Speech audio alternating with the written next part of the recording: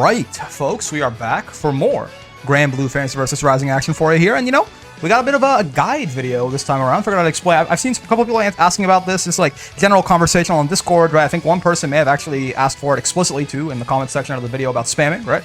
So we're here talking about corner pressure, offense, defense, the whole situation, basically. We're going to talk about the entire game plan in the corner, like how it works, right? What the attacker should do, what the defender should do, what the whole mind game is, right? The lower level, we're going to start all the way at the basics, and we're going to build up and build up and build up from there, right? Because it is basically like, offense and defense in any fighting game, and Granblue is no exception, is basically it's an arms race, right? Like the attacker has some options they can use, the defender has some options that can beat those, the defender maybe gets a really strong option they think of, and then the attacker has to sort of adapt to beat that thing, and then, it just cycles back and forth forever and ever.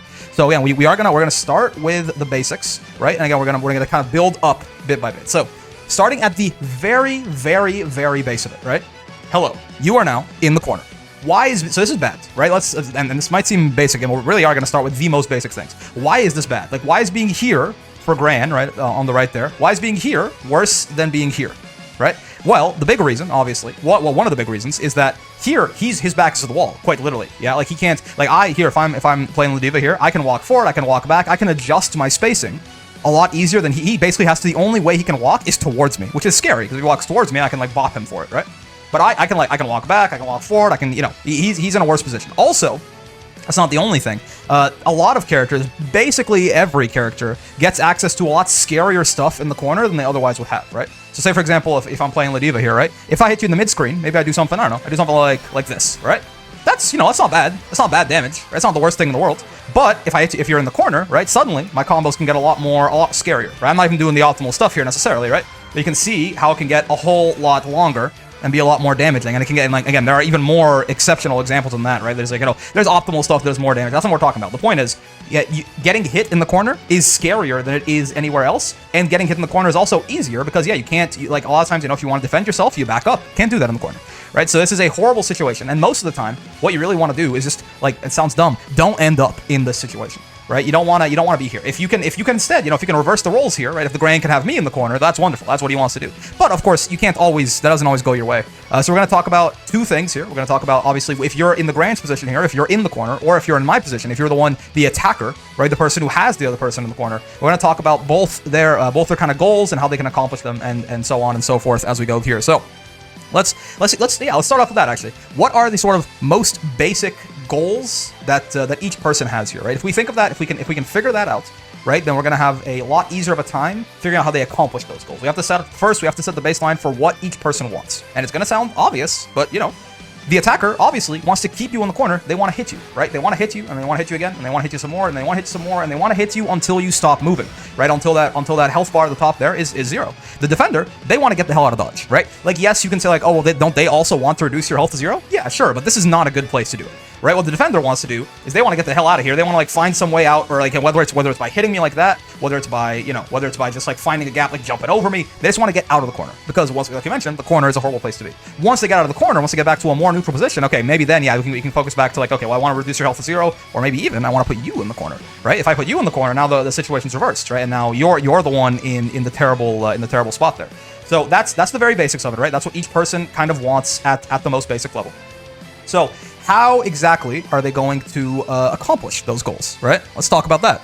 So basically, right, there are, to generalize it extremely, there are a set of options the attacker has, and every one of those options will have something that beats it from the defender, right? And then usually what the attacker wants to do, the worst thing the attacker can do, so let's talk about this for a second. The worst thing the attacker can do is have a game plan where every single thing they do is beat by a single option from the defender. What's a really basic example of this? Okay, so if we ignore all of, we're not going to talk about delay teching, we're not going to talk about OSs, safe jumps, fuzzy guarding, fuzzy mashing, DPs, mashing, even like wake, Oki's Emmy, Meaties, plus frames. If you don't know what any of those words mean, or if you don't know what some of those words mean, we'll get into them in the future. For now, later on in the video, but for now, we're just going to talk about the most basic thing, right? At its core, every single fighting game, and you may have heard this term used before, it comes down to strike or throw. What does that mean? Let's talk about strike first. When I say the attacker doesn't want something that is beaten, one option beats everything they do, right? if we set good old Granathan here to just crouch block, right? Sure. So if I hit him, he blocks. Say that the only thing that I do on offense, and this happens, some people do this, right? The only thing I do on offense is I just walk up and strike. I walk up and strike, I walk up and strike, I walk up and strike, I walk up and strike. He doesn't need to, like, nothing that I'm doing right now is scary to him, right? He can just, every single thing that I do, he just holds down back and he's totally fine, right? There's a 0% chance that I can hit this Gran with what I'm currently doing.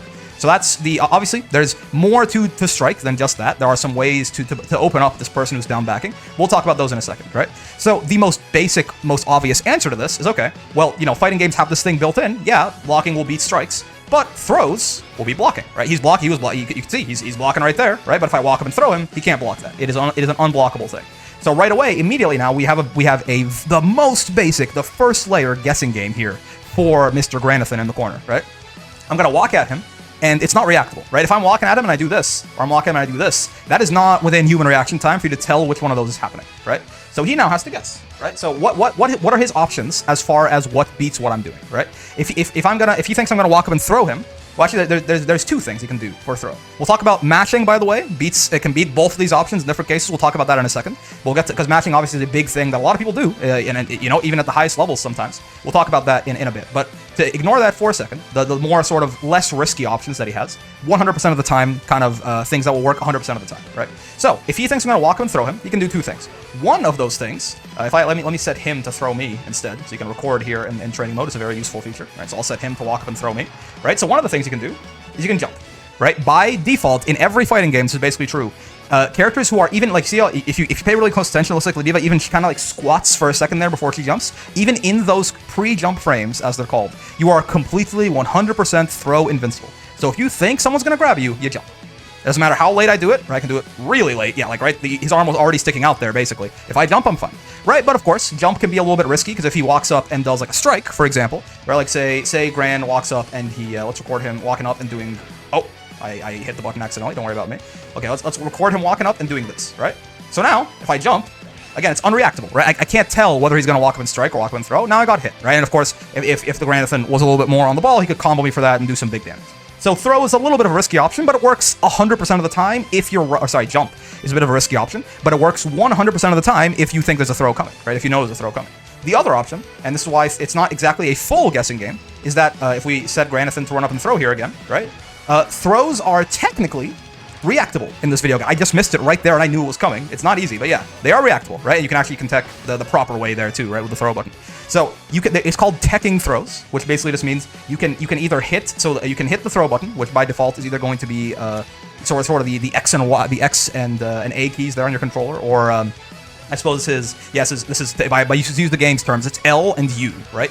L and U, or is it, L and U will be throw. Or you can just hit, there's a throw button on most controllers, or most, like, a stick even, whatever you play. You can set a macro to just hit, like I'm just hitting R2 right now, or the equivalent of, like, the right bumper, or right trigger, actually. I'm not used to the Xbox notation, my bad, even though I'm using a controller. PlayStation's what I grew up on. But yeah, so if I hit, like, the R2 here, I just throw, right? Or I can hit L and U there, and I throw also. It's the same thing.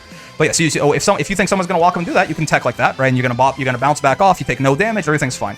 Right, we'll talk about, there's another method you can tech right there. You see it's a little bit worse. I take a little bit more damage. Ladiva kind of falls on her side there, but we'll talk about that in a second, why you might want to do that. So that is his options to beat throw, right? His options to beat, but if you notice, right, those options. So well, actually, before I talk about it, let's talk about the option to beat strike. It's very basic, right? It's this. It's block, right? If you just hold down back, you will beat strike. Now, of course, there are exceptions. What I mean by this, you have to block correctly, right? There are, at their core, sort of two ways to mix up somebody's block without using throw, right? To open somebody up who's blocking with just strikes. What is that? So there's the concept of high-low. And again, if this is too basic for you, there's going to be timestamps in the video. You can skip through. You can, if you already know all this stuff, we're going to get some pretty advanced stuff later on. But for those of you who are not aware, right? There's a concept of high-low and left-right. Okay, so what does high-low mean and what does left-right mean? High-low. So there are three classifications of height for where moves hit in the video game. One of them is low. One of them is kind of, I'll call it mid, right? I think the game technically calls it high, but we'll call it mid for clarity. And there's overhead, right? So for example, right there, again, you can see Granathan, he's blocking low, he's crouch blocking, right? This is a low, he blocks that. This is a mid, he blocks that. This is an overhead, he gets hit by it, right? So you can see right there. So that already starts to illustrate to you. Not everything is just beaten by down back. Lows, you have to block crouching. Highs, Gran has to, instead, we have to set him to standing here, right? Then he blocks this overhead, right? This overhead attack. Now he blocks it. But now if he's stand blocking, the low gets him. right? So that's mids, like something like this is a mid. You can block it whether, so that this right here, this is Ladiva's close light, right? It's a proximity normal. It triggers if he's close and hits the light button there. So that you can block standing, and if you haven't set, oh, not high jumping, if you haven't set to crouching, right? He also blocks it. There's no mix involved with these at all. They have their uses. We'll get to them later, right? But yeah, a low will you have to block crouching, but an overhead like this you have to block standing. The other thing is left-right. Now, left-right is a bit of a different... It doesn't really apply quite as much in the corner. Don't get it twisted. There are certainly characters that can still left-right you in the corner, right? But in general, right, it's a little less common. But the basic idea behind it is, by default, you hold away from your opponent to block, right? So right now, like I'm walking back like this. This will be blocking anything Gran does at me if he attacks, right? I can also down back like this. But again, I'm holding away from him and then holding down, and that's why I'm crouch blocking right now, right? If Gran were to be on the other side of me, right? So if we were to, let's just side switch in the mid-screen here, right? So before I was holding basically the equivalent of left, if you think about the 2D plane that we're looking at here, I'm holding left on my joystick, right? To do this, I have to hold right on my joystick, right? So as he switches sides, I have to hold away from him at all times. So when he does this suddenly, if he does this quickly, and some characters can certainly do this, or if he makes it ambiguous for me which side is going to hit me on, something like this, right? Like something like this sometimes, like a button like this. Right now we haven't set to block everything, so he's fine, right? But sometimes if we leave it as something like this, it's not immediately clear, is she on my left or is she on my right? Right? Like what part, did her knee just hit me? Did her elbow just hit me? Like was that her chest? Like what, like it's not super clear sometimes, especially if you space it out really, like right there, right before, once it happens, it's clear, right? But right before it happens, sometimes it's like, well, okay, what side of me is this person on? And that's called a left-right mix-up. Now, for Granblue specifically, this is much more potent in some other fighting games. For Granblue specifically, this is not quite as scary, because there is, and I think Mortal Kombat has the concept of this too, but there's an idea of the guard button in this video game. So instead of, I was holding, you know, down before, or holding like down back, or holding back to like walk away and block, right? What you can do in Granblue, it's, I have it set to, well, yeah, R2, by the way, I was talking about earlier, I have my own setup, so maybe it's not R2 for you guys for the throw. But yeah, I have L2 right now set to be block, the guard button. What this does, I'm not holding anything on my analog stick, right? This will automatically block whether Gran's on the left of me or the right of me, right? It does not matter what he does, if it just blocks. It doesn't automatically block high-low for me. I still have to either hit down guard or nothing guard, right? This will block lows and mids. This will block highs and mids, or overheads and mids, rather, right? But no matter what side Gran is on, I will automatically block the left-right. So left-right is not quite as scary in Granblue as it is in a lot of other video games, because you have this this guard button available to you, right? But you still have to block high-lows. So high-low is really the most primary real mix that happens in the corner here, right? So that is sort of, again, that's the most basic sort of mind game there of what the options are for the attacker and the defender in the corner on like literally like level 0, right? The attacker can either walk up and strike, or they can walk up and throw, right? And the options that beat one will lose to the other, right? So we just talked about how blocking, right? Blocking beats strikes, it loses to throws, right? Jumping, for example, we talked about jumping. If we set Gran to be jumping here, right? Let's also not have him set the block, right? So if he thinks I'm going to throw and he's going to jump, right? Jumping obviously loses to strikes, right? So you can see how the sort of the guessing game, the rock paper scissors here starts to form, right? The option that beats one thing loses to the other thing. And that's exactly what we were talking about earlier, where the worst thing for the attacker is if everything they do loses to one option from the defender, then suddenly it's nothing. They just block until they get a chance to get out, right? So let's talk about, what do you want to talk about next? Oh, here's something. Here's like a universal, not a universal option, but a very common option that beats, so let's introduce our first layer of like complicating the mind game a little bit, adding some weapons in that arms race, right? So we talked about, yeah, so Gran right now, he's not in a good situation. It is hard to, like we said, this is unreactable, right? If I walk up to him, or if I, God forbid, run up to him, right, and then hit a button, right, it is unreactable whether I'm going to run up and strike or run up and throw. So he's just guessing every single time, and when he guesses wrong, sometimes it really, really hurts when he guesses wrong, right? He can, if you look at his health bar up there, suddenly, like, he guessed wrong once on that strike throw, 50-50, and now he's gonna die, right? Like this is a absurd amount of damage to take for basically losing a coin flip, right? So what can he do? One thing you can do to just not have to play this video game, right? This beats both options, and it's called a DP, a Dragon Punch. It's an old term from Street Fighter. Don't worry about it too much, right? But essentially, it's a Invincible reversal move, right? He's got one right here, as you can see, right? For him, it's forward and then heavy and special is the one that is did there with Granblue's simple inputs. This, if we set him to do this, actually, yeah, let's do that. So let's record him just like doing DP, right? And there you go. And I'm gonna walk at him, and then I'm going to strike, and then I'm gonna walk him at a throw, and he's gonna DP both times, right? There you go. I struck, I got counter hit, you saw there, and I'm dead. Right now I'm gonna walk up at him and throw, and I lost also, right? So this beats both of my options. Now, of course, there's a cooldown associated with it, but you know, sometimes it doesn't really matter. It's still, he got out of the corner, right? So what do I do now? Right now, before it was like, oh, this, Gran is in a horrible situation. He has to guess every time. Now it's like he's got something that beats me 100% of the time. This sucks. This game's broken. It's rigged. What do I do? Okay, so now we introduce a third layer to what the attacker can do.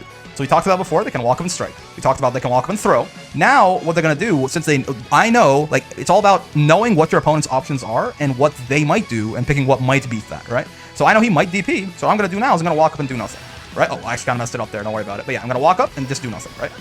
Right?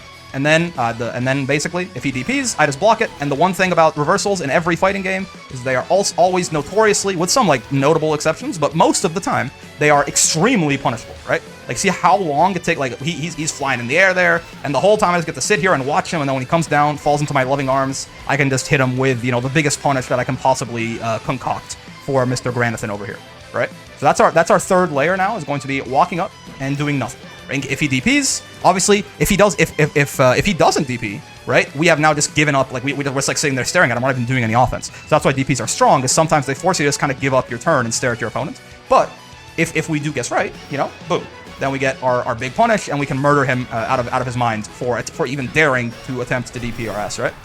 So, with that in mind, here's the deal, right? So this is something that I know you've been watching. If you're a beginner, you've been watching the first like 15 minutes of this video, and you're like, okay, hold on, Mr. YouTuber man, nobody plays this way. Nobody is just like sitting there patiently waiting for you to walk forward and then guessing they're either gonna block or they're gonna tech or no, nobody does this, man. I'm out here. I got people in the corner. They just run at me, and then they just like mash like that. Like this like Granathan here, he's just doing this right the whole time. So like I can't get anyone to respect my pressure. This hitting buttons. Like if I just walk at them, by the time I get there, I've already been hit. Right? Like if we record if we record him just like doing this, right? Like I'm walking up trying to do pressure, and before I can even get there to make him make a decision, I've already been hit out of what I was trying to do. Right?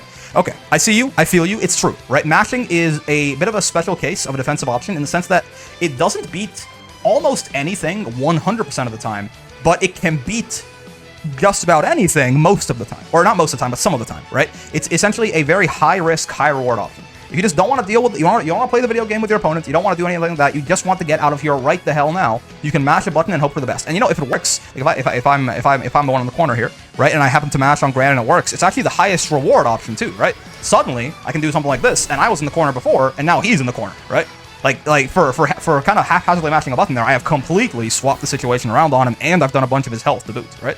So mashing is a powerful option a lot of the times, but the reason you don't see it quite as often in high-level play as you might see it in like, if you're in like A rank or S rank or B rank or something like that, you might see it a lot more often, is that there are a couple of different ways to just like kill people for this, right? Like if you know somebody is a masher, like you can really murder them. So here's two ways. The most notable way, and if you've played Granblue for any amount of time, you're gonna be familiar with at least one example of this. Is there's a concept of being plus on block, or just having plus frames, or having advantage, or going first, or however you want to talk about it, right? What does this mean? Let's turn on the frame data for a second here, and if you don't know what this means, give it a second. I'll explain it. It should be relatively understandable, hopefully, right? So if we set Gran to block something here, right? Now let's have him to block all, right? And I'm just gonna walk up and do this. Right? Do you see how it's so in that little box there? It says advantage positive +4. What does this mean? Fighting games, all fighting games, are designed, coded, programmed to run at 60 frames per second. Every second of real time that passes, 60 frames of animation are processed in the fighting game. So when we talk about +4, what we mean is I have 4 frames of advantage on Gran. Now what the hell does that mean? 4 frames, by the way, being something like, what's the math on that? 1/15 of a second, right? Now, of course, nobody's reacting to that, but we'll get into why that matters right now, actually. So what does that mean? Well, here's a really good one, right? We'll talk about knockdowns in a second. But here, right, the more extreme the example, the more obvious it is, right? If I hit him with that 2U right there, right, that sweep, you can see the frame advantage says +36, right? That means I have 36 frames, over half a second of frame advantage on Gran. Now it's going to be really, it's going to look almost stupid how obvious this is, right? We'll set him to jump on wake up, and you tell me who you think is going to get in the air first once I sweep him here, right? So, right, see, we're gonna knock him down, and he's going to jump, right? So look at this.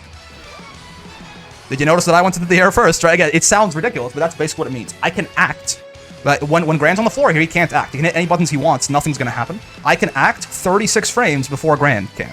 Okay? So how does this relate to math? Right? Well, what does that mean when we say something is... And he's... So, it's a zero-sum game. If I am +36, he is -36. Right? So what does this mean? Why do we care about frame data? How does that relate to matching? Here's how it relates to matching. Right? So if I say blocks all. Right. Let's set him to not jump anymore either. We are going to set him to mash in a second. But for now, right? So this is +4. Why? No one is reacting to 4 frames. That's not the point. But that means if you look at the, so there's 3 parts to a move. We'll talk about it in a second. But the most important part that we care about right now is the startup, right? How long from when I hit the button will the move actually make some difference or force Gran to block or basically make impact with him, right? So you can see first active frame there is 6, right? So that means that this move has a 6-frame startup. Cool. What does that mean? Most characters have a 5-frame startup for their fastest move, or, you know, throws in this game universally are also their frame 4 on a startup, right? At least the universal throw. Things like command grabs from Oliva, for example, can be a little bit slower, but yeah, the universal throw is 4 frames of startup, and most people's fastest button is 5 frames of startup. So, let me ask you a question, young Padawan. If I am +4 on block, and I have a 6-frame move, right? If Gran wanted, say I was going to do this, and I was going to do it again, right? I was going to do it twice in a row. Hypothetically, how fast would Gran need a move to be to actually blow me up for hitting that twice in a row, for him to mash and for it to work? So, for example, let me show you right now, right? If he just mashes so this is his fastest button, right? You can see first active frame 6, really? There's no way. He has a 5-frame close light for sure. It must just be the distance. But regardless, the point being, right? 6 is still fine. It still works. If I set him to do this and I do that, right? You see how, like, if I just do it twice in a row, you see how he got counter hit there? Because, right, I have enough plus frames. That time I actually timed it a little bit wrong, but you get the idea. I have enough plus frames there that with me being +4 and him having a 5 or 6, doesn't matter, it's the same way either way, 5 or 6 frame startup, that means that he needs a move. If you do the basic math, right, 6 minus 4 is 2. He needs a move that starts up in 2 frames or less to beat me just doing this, right? I actually didn't leave enough of a gap there, but it's fine, right? If you're curious, that move that starts up in 2 frames doesn't exist. So there is literally no way for Gran to mash a button here and not get counter hit, right? And of course, when he gets counter hit, right, we can have a lot of fun from there. Right? We can once again go into our big old corner combo and blow him up, right? This is the basic concept of this. It is called a frame trap, right? Actually, so the one time that I messed it up and I did it too quick, right? You see there, there's not even a gap here for him to mash it, right? What you do is you leave a little bit of a gap, right, and then you hit the button, like that. Right, you leave a little bit of a gap and then you hit the button. So if he is mashing, the button will come out, but it'll be in its startup frame still, and that's why it gets countered. If you get hit in the startup frames of your move, it's countered. Right, you see the counter there, and he glows red, and you get sometimes some extra properties on your moves when they hit counter hit and things like that. So that is one of the 2 big reasons actually that mashing is oftentimes not a good idea. Right? Mashing on plus frames is usually, there's exceptions to everything in fighting games, but usually going to get you killed, right? So that's one thing. The other thing we just talked about earlier is this idea of a knockdown, right? So when I do this, we'll have him set to mash on wake up, right? So instead of jumping here, he'll mash his fastest button, right? I'm just gonna hit him, and this is like, so what am I doing here, right? He's matching his fastest button, and I'm matching mine. And I'm not even, there's not even some block plus frame, something like this. Oh, that time I actually messed it up. It is a little bit, there's some timing aspects to it. But what's the idea here? Oh, I killed Granison. I should give him infinite health. But what's the idea here, right? The idea is it's the same idea, right? I have 36, like you saw there. I have 36 plus frames on my wake up, on my 2U there, like we saw earlier. So that means if and this has a 6-frame startup, right? This move right here we saw has a 6-frame startup. So if I wait for a bit, you saw there's an element of timing there. I missed it a couple of times. It's not, you get pretty consistent with it. Some things will auto time it for you, but if I wait for a second there, if I wait for about half a second, right, and then I hit this button, I will hit him basically on the first frame that he gets up, right, or maybe the second frame or the third frame, as long as it is enough, as long as my frame advantage there is enough that he does not have those full 5 frames to get his move out. It's gonna be the same thing. He's gonna get counter hit, right? So I did actually miss it again there. It happens, I never said I was perfect, but yeah, you get the idea. Right there, you got counter it. There is an element of timing there, to be sure. But that is what you might have heard people refer to a meaty in fighting games. A meaty, like a steak, like a meaty hit. That's what they mean. They mean a hit that hits somebody. It uses this advantage from a knockdown to hit later into the move than it normally would happen. Using this frame advantage to my advantage, right? I can hit him before he can really hit a button, and then if he tries to mash, he gets blown up for it, right? He gets countered.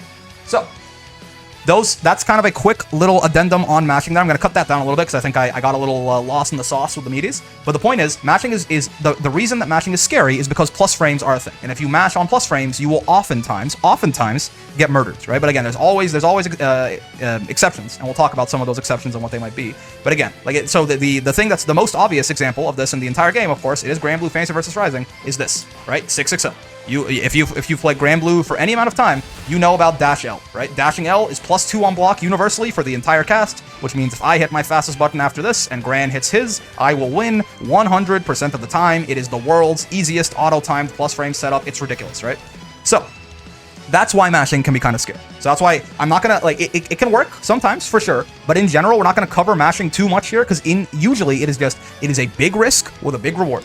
The only time so the one times mashing can work on plus frames, and the last thing we're gonna mention about it in this video is, say for example that let's get him to not jab me here because I want to show this. Say for example that right now I've been using these plus frames to hit Gran every single time.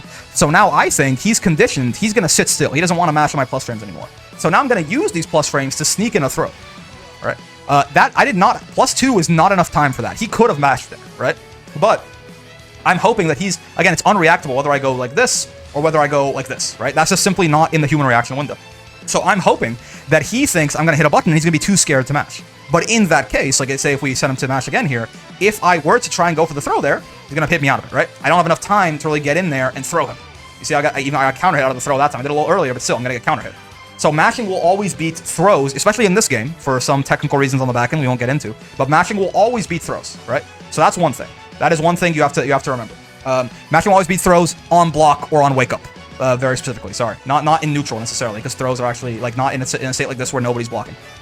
So that's kind of the last thing we're gonna mention about. That's the last thing we're gonna mention about mashing there for now. Let me just take a look here, make sure I didn't miss anything. I got a little script on the side here, just make sure I didn't. Yeah, okay. So we talked about mashing. It's a big risk. It's a big, but there is a big reward. But again, it relies mostly on a guess, and is oftentimes like if you're wrong, you just explode for it, right? Okay, so we now have back to our three-way sort of rock paper scissors here for the offense and defense, right? Like we mentioned, the attacker has three options that we have currently in our current game plan. They can walk up and strike. Let's set Granathan to not mash here anymore. We're done with mashing. They can walk up and strike. They can walk up and throw. Or, because, DP is a thing, and DP beats everything, so if we set Granathan to DP here again, right, we can walk up and do nothing to bait the DP. Okay, cool. Now, for the defender, once again now that we have this option that beats DP, it's become kind of scary for them, right? Suddenly everything sucks, and they have to guess again. Like, DP used to be, it was their get-out-of-jail-free card that helped them with everything. Now, once again, they're just kind of back to guessing, right? They can guess, if they guess wrong on the throw, they get thrown, they're back in the same situation. If they guess wrong on the strike, they get hit, and it's big damage. And if they try to just cheese their way out with a DP every now and then, they will absolutely get blown up for it. And if you notice, the reward, so if I fully punish this DP here, right, how much damage that Gran takes for being wrong here and DPing me is a lot less than how much value he gets out of, oh, I messed up the combo there, but it's fine, is a lot less than how much value he gets out of actually DPing me successfully, right? So if he just DPs, right, you notice how little damage I take there, and he's also still in the corner. Like, he's still kind of in the corner, right? I still have the screen position advantage here.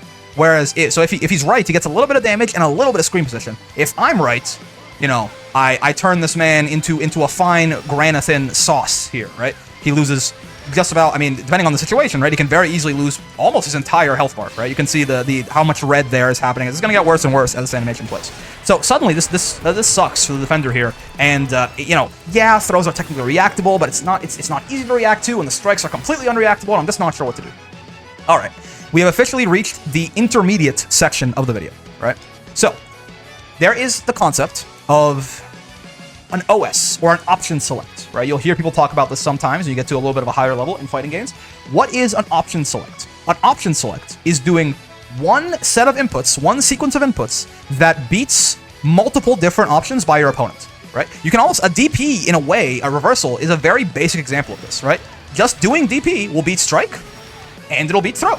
Right, so in a way, you can almost consider this DPing as kind of an option select, but of course, it comes with a very high risk. But if we talk about the first, real option select that gets used very, very often in this video game, right, there is the concept of something known as delay teching. Okay, delay teching. What the hell is delay teching? So this is an incredibly powerful option select on defense. And again, one sequence of inputs will beat both strike and throw. Suddenly, there's until the attacker finds a way to figure this out, they have no way to open you up on defense. What is delay teching? Delay teching is, it relies on the fact that if you notice, right, when I throw Gran, so the throw connects right there, you see how there's a little bit of a white circle that comes out there, and there's a few seconds, or not a few seconds, there's about a quarter of a second, more so, before the throw actually starts, right? That is the tech window. So that means that the throw happens after the strike, right? Your opportunity to get out of the throw is after your opportunity to block the strike. They don't happen at the exact same time. It's not the exact same second you have to block the strike. Is not the exact same millisecond you have to tech the throw, right? All OSs will basically they will rely on timing in one way or another. The fact that one thing happens before another, or one thing happens after another, or something like that. So why does that matter, right? The fact that, again, the strike will hit before the throw hits. Again, because of that little window there where you see that Grant's kind of sitting there and he gets a chance. And that window, by the way, again, if we were to set Grant to throw here, if you forget, that window is the tech window, right? Like during that little gray circle popping up, that's when I can tech the throw to avoid it, right? So when I say delay teching, what do I mean? Let's talk about it like this way. Basically, I'm going to be down back in here. I'm guarding, you know, because strike is the faster thing, so I'm just going to be guarding by default. And when Gran walks up, I actually messed it up there, but on a delay, I'm not going to look at what he's doing at all. I'm just going to hold down back, and then a few seconds. Oh, he's a little bit too far from me now. Like a few, like a tenth of a second or something like that. The exact numbers, you know, you'll get a feel for it. But a tenth of a second after he starts walking at me, I'm going to hit a button, right? I'm going to hit the throw button. Actually, let's start with that one. I'm going to hit the throw button, right? So now, if he walks up, let's see. I can set him to do a couple of different things here, right?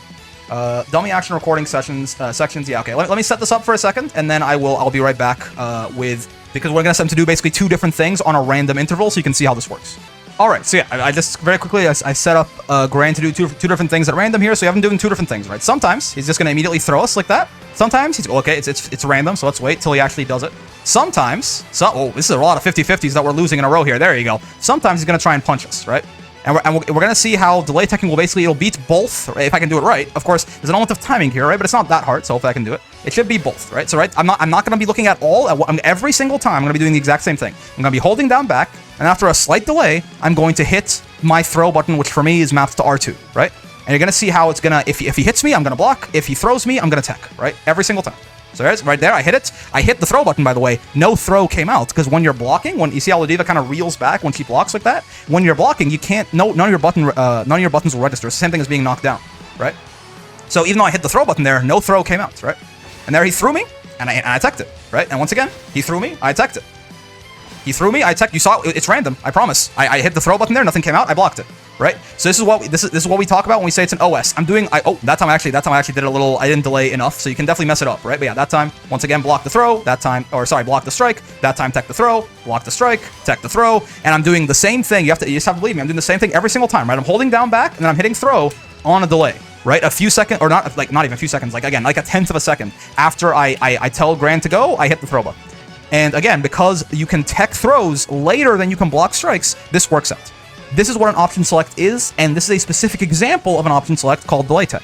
So now, Gran is, or the attacker, whoever they are, have a really big problem. Because before, our whole thing was like, I'm going to walk up and strike you, or I'm going to walk up and throw you, and you have to guess. They don't have to guess anymore, right? Now they can just, they beat either one with one single input. So now we're back to the original thing. Remember we talked, the worst thing that can happen for the attacker is that all of their options are beaten by a single option from the defender.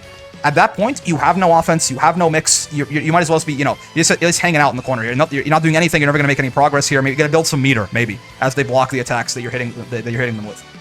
So, what do we do about this? Okay, don't forget, our three options were not just walk up and strike, walk up and throw. We had a third one, right? We had walk up and do nothing, or walk up and block, right? That's what we were doing to beat DP. We're going to evolve this slightly. Instead of walk up and do nothing, it's going to be walk up, walk back, okay? This is called a shimmy, right? You kind of shimmy, yay, shimmy, yaw, right? You're shimmy going kind of right in their face, right? This. Why do we do this, right? Well, here's why, right? Again, if I have Granith in here, if we record him to throw, right? So let me get the actual recording started there. Let me also get the random playback. We want to do the same thing every time. So let me slot playback, selected slot. There you go. And we're just going to record him throwing and go from there, right? So if I walk up, there you go. He texts my attack, or actually no, I was doing a little bit too early there. If I walk up and throw him, oh god, if I walk up and throw him, there you go, he techs it, and is he blocking? I haven't set to blocking. That's right. And if he, oh, what the hell? If he blocks, there you go, nothing comes out, right? So it's a little bit more finicky when you want to bot the delay tech because they don't have the timing, so I have to manually time when I tell him to do things, right? But if he's blocking, no throw comes out, and if I throw him, right, he techs it. So what I'm gonna do now is instead of those two options, if I think he's delay teching, and most people, almost everybody at a high level is delay teching because you saw how strong it is, what I'm gonna do is I'm gonna do this, right? What does that mean? Ah, you see that? He thinks I'm coming at him. He thinks I'm going to do strike or throw. He throws, the throw whiffs, and here we go, right? This is what we call a shimmy, right? So this is an answer to our option select. So now, but again, the reward for being right on this is massive, right? I mean, it can even be, if I time it really well, I can even like counter hit him out of this, but it's fine. The point is that the reward for guessing on this throw is a full combo in the corner, and like we talked about before, every character gets their scariest combos in the corner, right? So this is now delay teching suddenly is a bit risky for Mr. Graniton here.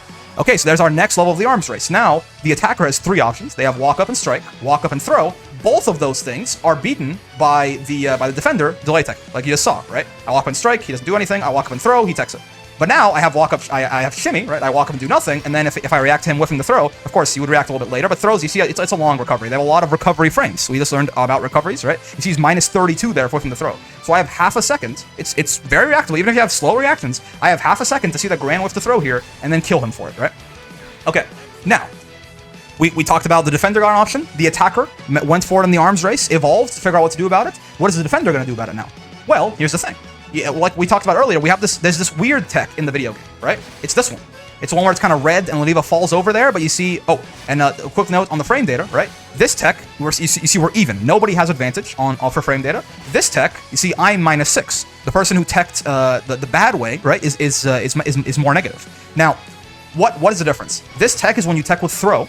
If I have the throw button, when Gran throws me, right, we will tech like this. If I had just any old attack button when he throws me, oh, there you go. If I had any old attack button, right, if I just hit like light or heavy or U or whatever, right, then we get this weird tech where I fall down. Now, why is this the better tech? Here's why. Think about what we just talked about. When shimmies happen, right, when he goes like that, the throw, he's teching with throw right now, right, because he wants the good tech. He wants this one. But when he whiffs, he's minus 32. Again, remember your frame data that we talked about earlier. He's minus 32, which means I have a ton of time to murder him for this. Now, what if instead he teched with if I set him to record something else real quick? What if he teched with this, right? So again, if we now do this, right? You see, he techs the bad way. He techs, well, the quote unquote bad way. He falls over, he takes some damage, he's minus. But now, what happens if I shimmy him, right? I have to block, right? And even better, if he has a low hitting 2L, which I think Gran does, that's right. So if he has a low hitting 2L, right? Because remember, we talked about highs and lows, everything's coming together now, right? If he has a low hitting 2L, then all of a sudden, if I record him properly here, there you go.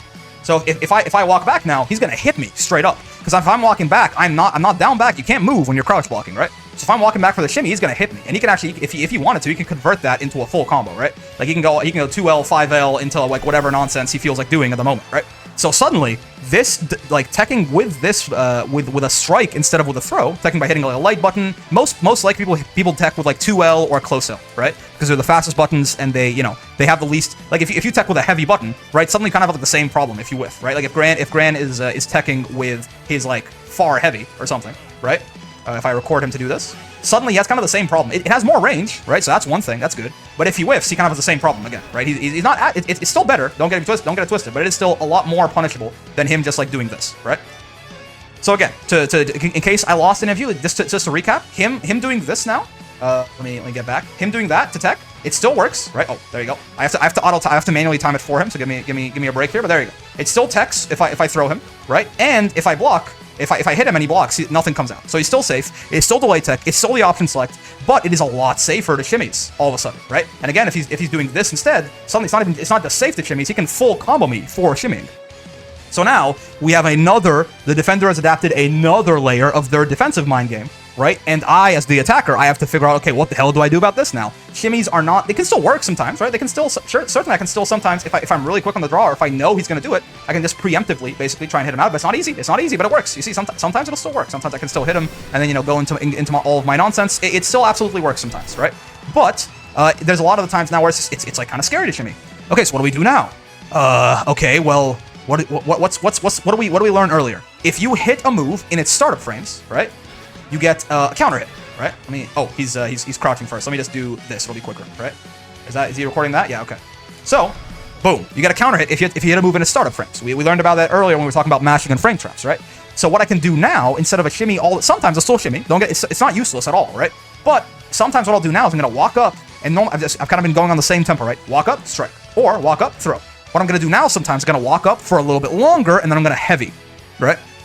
What the hell is the point of this? If I do this, right, and he does it, counter hit, right? Again, keep in mind, when people are doing the OS, they are not looking at you. They are just on the same manual timing every single time, unless they have a reason not to. They are just holding down back and then hitting the throw button, or more accurately, if they're smart, hitting a strike button, right? They're doing it on the same timing every time because it's not a reactable thing, right? It's not a reactable thing when you're going to throw them or when you're going to strike them. They're just doing the same delay that works regardless. So if you time it out, if you figure out how that delay works, right, then suddenly you can walk up to them, right? And if you delay it, so again, before I was just like doing immediate walk up strike or immediate walk up throw. Now I'm gonna delay a little bit, and then it's a little bit. I have to do his moves and mine. So give me a second here. But there you go. I'm gonna delay a little bit, and then I'm gonna do a heavy. And I mean, this is, like we were talking before about like really high damage. A counter hit heavy is where most characters' highest damage in the video game comes from, right? So suddenly, this really strong option has become incredibly risky. I mean, look at this. Half his health is gone already, and the super hasn't even started doing damage yet. 2. Count them out, ref. Count them out. Boom. That is about 75% of your health for using that very powerful OS we were talking about earlier, right? So now, you got to be kind of careful delay teching because this will happen to you. I mean, we haven't even talked about Brave points yet, right? But if you're lower on Brave points, suddenly this is even more damage than it used to be. And like, you will almost die in a single combo for doing this, right? Like with how the Brave points, this is a Granblue specific thing, right? Everything else we've talked about so far applies to every single fighting game. This is a Granblue specific thing. You have these resources at the top, the Brave points. When you run out of them, you take more damage. But I mean, that was close to 90% of Gran's life just for daring to delay tech, right? So that is now, at this point, we have basically reached the final form of the strike throw minigame, right? The strike throw mind game, at least outside of character specific stuff or like super hard reads, right? So what are the options here, right? This is the you've reached the end of the basic strike throw mix, or not the basic, but at this point it's pretty advanced. But like the general strike throw mix in Granblue that is applicable. It's applicable in basically almost any fighting game too, but especially it absolutely works for Granblue. Every single thing I've mentioned here. So what are the attackers? They have 4 options, sort of, right? They can walk up and they can strike. They can walk up and they can throw. That both of those lose to delay tech, right? Or they can walk up and shimmy, right? That'll beat shimmies will also, by the way, because we talked about it was an evolved version of walk up block. Shimmies will absolutely beat DP, right? So if we record Monsieur Granathan here to do a DP, right? And then we walk up and shimmy his ass, definitely absolutely still works. It'll beat delay techs and it'll beat DP, right? So if I go like haha, I block and the shimmy, suddenly it's not a problem, right? So we have walk up shimmy, right, which beats delay teching with throw, and sometimes beats delay teching with strike, though it's a little bit harder to whiff punish, right? And it also beats DPs. Great. And then we have walk up close heavy, right, which is going to beat that final, well, not DPs. It's actually going to lose to DP. That's one thing, right? But it's going to beat that final form of the delay tech, which is the just like delay teching with the attack button there, right, with the light button. That is going to lose to I didn't delay it enough there, but yeah, that's going to lose to that delayed close heavy. So those are all the options that the attacker and the defender have. And now if we analyze them in a little bit more depth for a second, you'll notice that essentially there is no one-size-fits-all answer for the defender, right? For a second it was looking like that. Once we discovered delay tech, it was looking like that. But now there's no one-size-fits-all answer for the defender, right? Because even now, the old, the strike throw that used to be so harmless because we have delay tech and it works 100% of the time. Now you can't delay tech on the same timing anymore every time, because if you do, you eat your entire life bar in damage, right? With these delayed heavies. Like this is the worst option. The scariest thing to do now is to delay tech on the same timing every single time, because look, I didn't even have to spend super there and you lost 50% of your health. So now you have to kind of be a little bit more careful. You have to vary. Sometimes you have to delay tech really late because you're scared of that. And then if you're delay teching too late, it's gonna get thrown. And now we're back to level 1, right?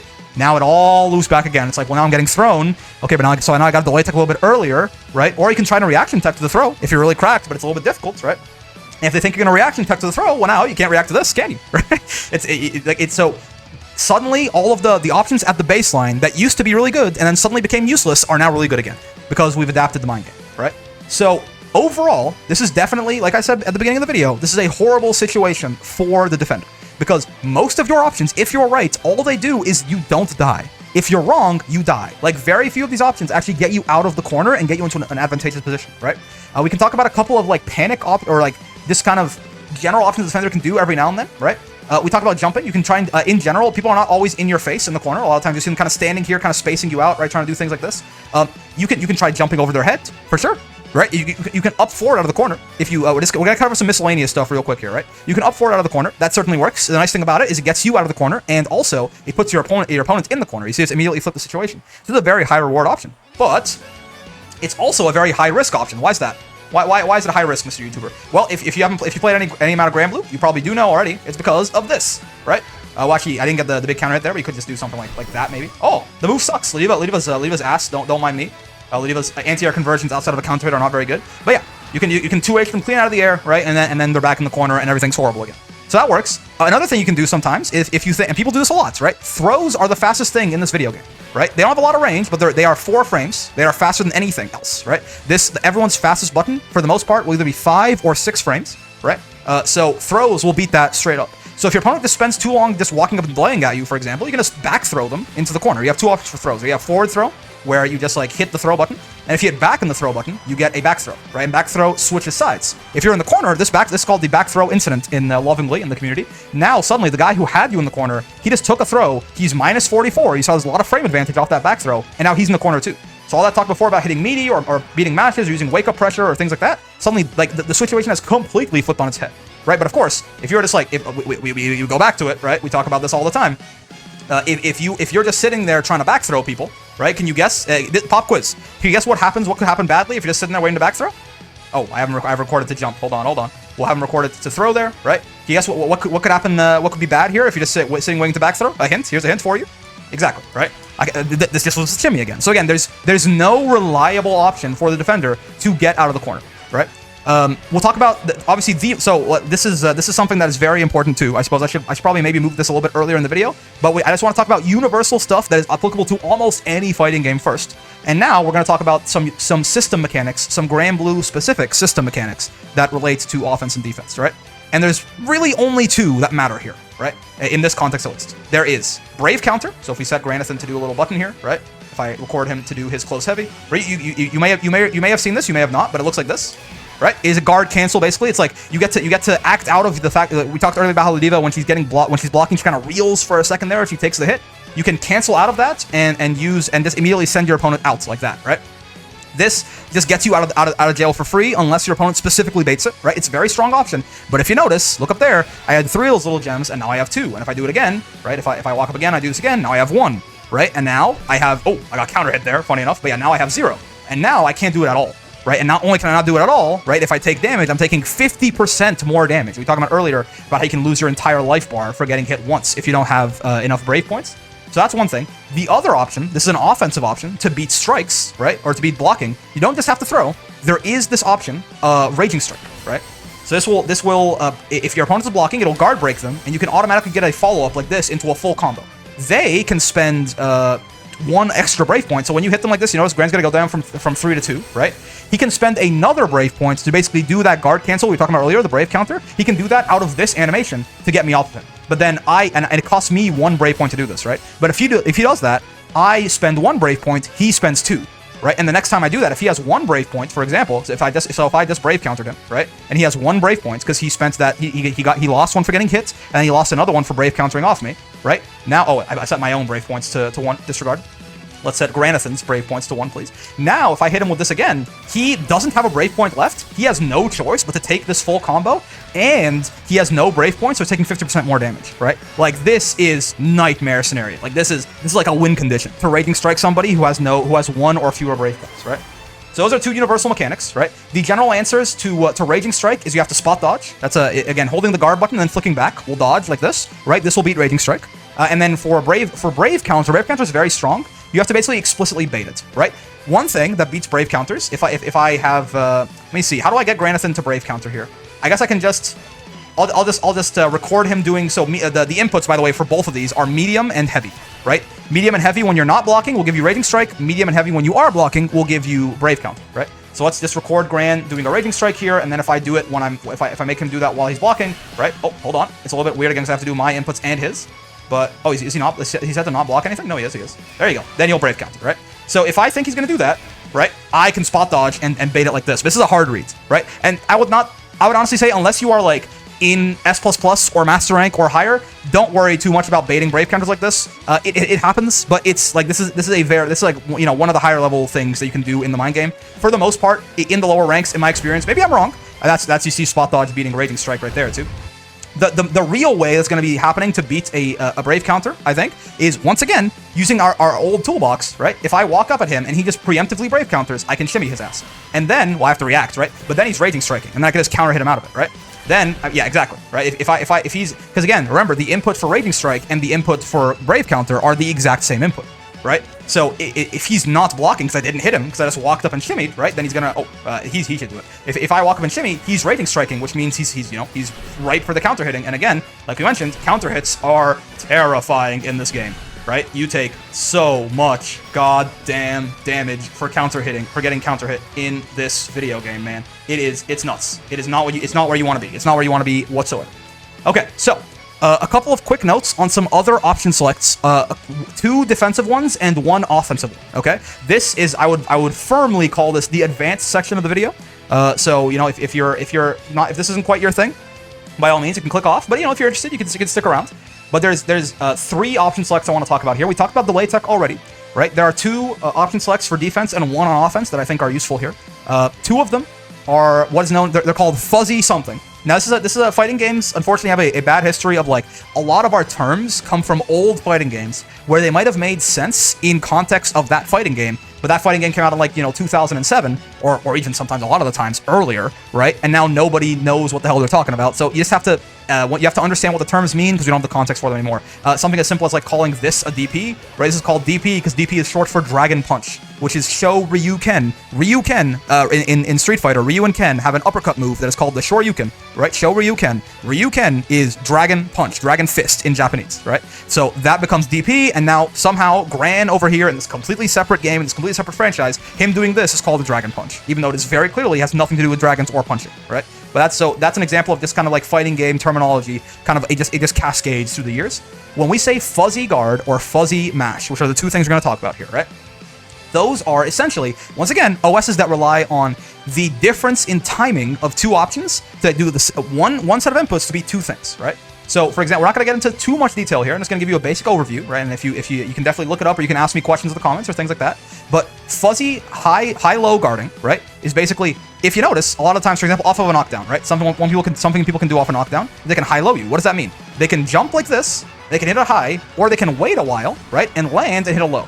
And this is sometimes reactable depending on the situation, but a lot of times it's incredibly ambiguous, right? It is going to be very hard for you to figure out, you know, do I have to stand block here or do I have to crouch block here, right? It's not clear. Especially if they're plus enough, and some characters can do it even scarier and things like that. And again, remember, you have to guard, you have to block your highs, your overhead standing, you have to block your lows crouching. So again, there's no one-size-fits-all option that beats this. But if you notice, again, just like delay tech, remember, delay teching was based on the idea that the window to detect the throw happens after the window to block the strike. Similar thing here. Always, right, if I have to hit you with an overhead, it's going to come earlier than me hitting you with a low. Every single time, right? There are some very weird exceptions here, right? But most of the time, right? I shouldn't say every single. There's never a 100% truth in fighting games, right? But most of the time, if I have to hit you with the overhead, if you notice, I'm higher in the air. I do it while I'm coming down, right? Whereas here, I wait till I land and then I hit you with a low, right? So the overhead always comes before the low.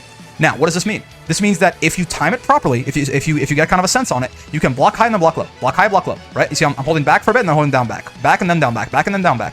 And if I time this properly, no matter what you do, if you're hitting me low, I will not be blocking high by the time you hit me low, right? Because I'm only doing it for a little bit, for a split second, right? I'm only doing back for a little bit, and then I'm doing down back.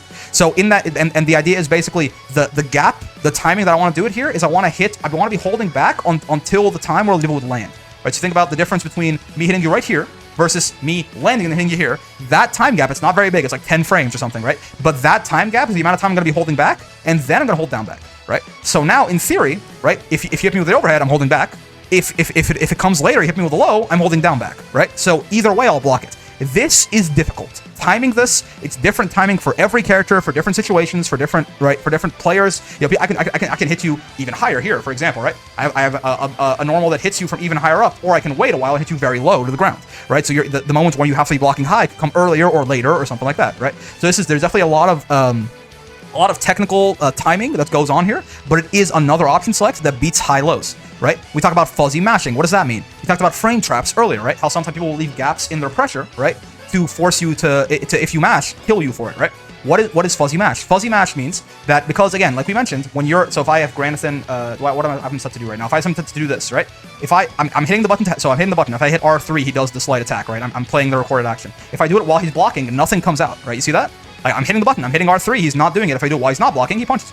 Right? So again, you can't act out of block stun. Block stun is again, that's when I talk about when you're reeling back, absorbing the hit there. You see Granathan, he holds his sword and there's a little block there for a few frames, right? It's even more obvious, yeah, on a bigger, heavier move. He's in that kind of position for longer, right? This is block stun, and you can't act out of it.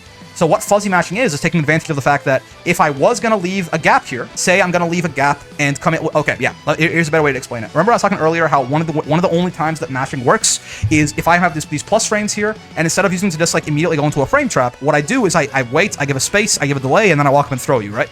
That's unreactable. Again, though, so again, if you mash here, right? If you mash here, you're gonna die for it, right? So if oh god, it's so hard. There you go. Oh, I didn't counter hit him because I have him set to do it manually. It's okay. You saw earlier when I was counter hitting Gran on the mashing example, right? But if I do this and I walk forward and you mash, it's gonna work, right? This is what fuzzy mashing is for. If I do my move quick enough, right? You mash on a delay. You wait a second before you mash. So you don't have your button come out in that gap. You have your button come out if there's a bigger gap though. Right? Because keep in mind, so if you notice this gap between these two close cells, it's almost imperceptible. You probably can't even really tell the difference between like this and like that, right? Like, there was a gap in one of those, there wasn't in the other, right? Could you even tell? It's a very small gap. It only beats people who are mashing basically like this autopilot mashing, right? But this gap, much bigger. You can definitely visually see that gap, right? So if you delay your mash, just like you delayed your tech earlier, right? If you delay your mash, you're going to, when I leave this big gap to throw you, you're gonna mash, right? And beat the throw. But if I leave that small gap, sorry, there you go. If I leave that small gap, you're not going to mash. That's what fuzzy mashing is. Again, anything you see here, fuzzy, OS, there's a lot of different terms for it. Essentially, it is relying on timing differences in when things happen in the fighting game to beat one option with, to beat two different options with a single set of inputs, right? That's what an option select is. That's what fuzzy guard is. That's what fuzzy mash is, etc., right? So, essentially, that is, I think, gonna just about do it, right? I guess there's the last thing we can talk about here is, you know, kind of a quick note on character-specific stuff, right? So when I say character-specific stuff, what do I mean? For example, we talked about sort of universal things. Again, just to give you a quick final review, right? The things you can do.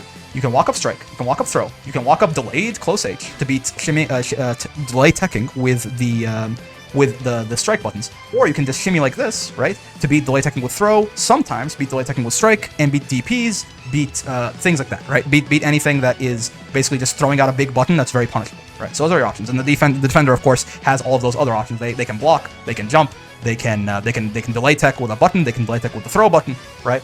They can DP, right? They can SSBAs work the same way as a DP too.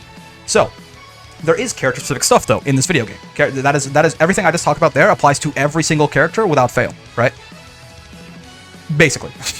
Again. But there is some character-specific stuff, right? For example, Ladiva, her command grabs here cannot be teched. This is just a 50-50. If he's going to strike you or going to throw you, there's no way for you to know, and you cannot tech this at all. Like, even if Gran hits a button here, this throw cannot be teched. If this makes contact with you, you're dead. So you have to either mash or jump. Right? But of course, if you mash or jump, this will beat you. This is a straight up 50-50. It's a great example of this. There's other stuff like that. There's tons of character-specific stuff. We could make this is an hour-long video now. I could make an hour-long video on like every single character's corner pressure and like the specifics of how they run it, right? So that's it. This is not going to be enough for you to just beat every single character in the game in the corner, right? But I hope this gives you a overview at all of the different levels of play of the universal general stuff that works in the corner and applies to everybody. Okay? All right, well, that is just about going to do it there. This is, so my recording right now says an hour. I'm going to cut this down. I'm going to go around. I think I maybe got a little bit lost in the sauce sometimes, so I'm going to cut it down and have it end up being a little bit shorter. But I hope you guys found this useful. I hope you guys found this content at least somewhat educational. I hope something in here was new to you or something was maybe clarified that you weren't really sure about earlier. All that being said, though, if you made it this far in the video, I have 4 things I would like to ask of you, if that is okay with you. For number 1, you should join the Discord. There's a link in the description down there. It's a nice community for you to hang out, ask questions about Granblue, talk about any other interests you have. It's a nice community for you to hang out, learn about the game, and just make some friends and have a good time. So I encourage you to join. But I encourage you to keep it the nice and welcoming place that it currently is. Everyone there is super chill, super nice, right? Nobody's been banned or anything like that. But if I have to ban somebody, I will. And if that somebody is you, I will ban you. For number 2, if you liked the video, and I'm sure if you did, get down there, like the damn video, man. Come on. It's free. It don't cost you nothing else to channel a lot, and I appreciate it, of course, while you're there. For number 3, that subscribe button, that bell button, they are also right over down here, just about. Right, they'll keep you up to date with all this content we got coming at you every single day. We got something like 3 videos every single day, and somewhere between 2.5 to 4 hours of content every day, depending on the day. So once you have all that free time for little old me every single day, then I encourage you to hit those buttons, get notified when something new is uploaded, and go back and watch it if it's either particularly interesting to you or if you just have a lot of free time that day. And of course, for number 4, most importantly, more important than our buttons to smash or whatever YouTube-friendly interactions hit me with, I appreciate those, but I've had a great time hanging out today. Most of all, I know I sure did right. I feel like I got most of my points across in like a decent manner, but I hope it was relatively clear. I hope I didn't miss anything. If I did, if you know any like advanced players who are watching this who want to correct anything I said, or if I missed something, please by all means take to the comments and let me know. But yeah, Oh, and I guess one last thing. I stream on Twitch sometimes, twice a week for some tournaments that I run. So if you want to go there, there's a link in the description for that too. If you want to follow me, I'd appreciate it. If you want to tune into the streams, it's a good time. But yeah, I'm having a lot of fun with Granblue. There's going to be a lot of more content of all sorts of shapes and sizes here coming your way. So if you want, a similar discussion topic, a guide, content, something like that for something else, please let me know. I'll do my best to get that out for you guys. But anyways, for now, I will see you in the next one. Peace.